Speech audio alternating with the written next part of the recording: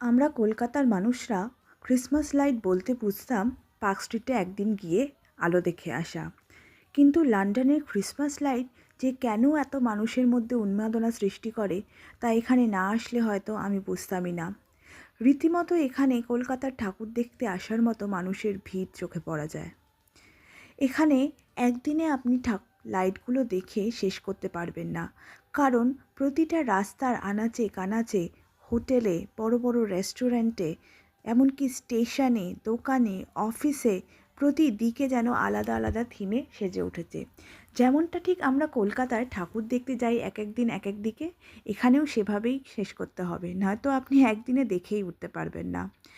এখানে যত ক্রিসমাসের দিন এগোতে থাকে, মানে 25শে ডিসেম্বর যত এগোতে থাকে, তত মানুষের ভিড় রাস্তায় চোখে পড়া যায়।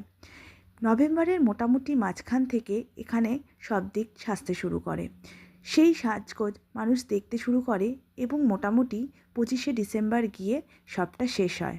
আমাদের দেশে যেমন 25শে ডিসেম্বরের পরেও 1 জানুয়ারি অবধি সব আলো দেখা যায়, এখানে সেরকমটা নয়। 25শে ডিসেম্বর মানেই সবটা শেষ। এখানে ক্রিসমাসেই সব শেষ হয়ে যায়।